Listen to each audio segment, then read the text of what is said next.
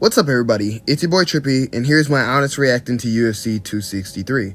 So I already covered what happened with Nate Diaz and Leon Edwards, so I'm going to talk about the two title fights. Let's talk about Brandon Moreno becoming the first UFC Mexican-born champion. That fight was crazy. Brandon Moreno dropped Deiveson Figueiredo with a jab, and not only that, just outworked him, outpointed him, and honestly dominated him up until he submitted him, and I believe, what was that, the third round? So I'm going to be straight with you guys. I knew Brandon Moreno was going to beat Deiveson Figueiredo because in their last fight, Deiveson Figueiredo just really went out there headhunting and trying to brawl with Brandon Moreno. And Brandon Moreno simply just said, okay, screw it, let's do it, and went out there and slugged it out with Deiveson Figueiredo.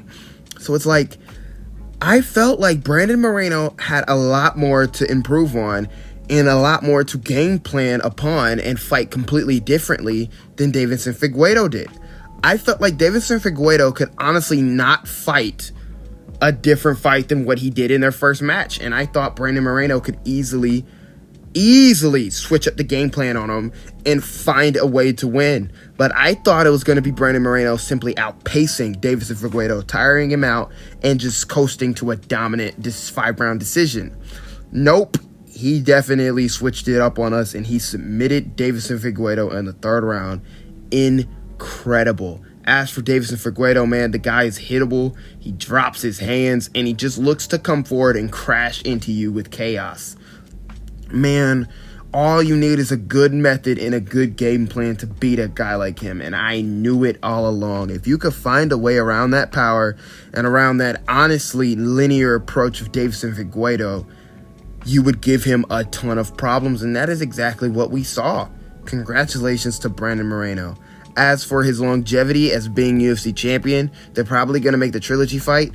He could beat Deiveson Figueiredo for a third time. I don't know. Deiveson would have to fight entirely differently, but man, I don't know. I really don't know what the future holds for him. Maybe fight one of the guys at flyweight or move up and fight somebody at 135 and become the champion there too.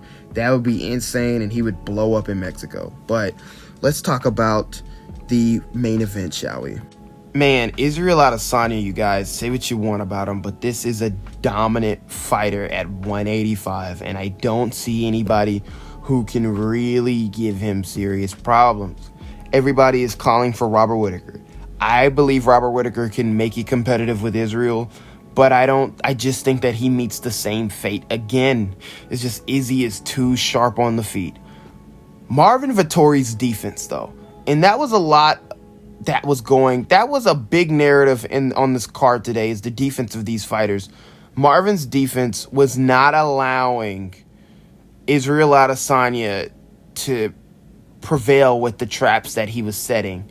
Marvin, every time I saw Israel's game plan to finish the fight: leg kick, question mark kick, catch Marvin lacking, and put him down. Marvin saw that coming from the first few times Izzy threw it, but he kept trying to throw it, and which is fine. Israel didn't get a lot off going to the head, but man, he tortured that leg of Marvin Vettori. And that's the thing, is that if Izzy can't get something going in one area, in one aspect of the striking game, he has many other tools to simply outpoint you and pick you apart from the center, man. That is what makes this guy so hard to beat.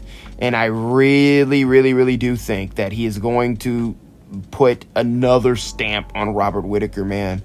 I don't think Robert Whittaker is going to touch that belt while Izzy is holding it. I just don't.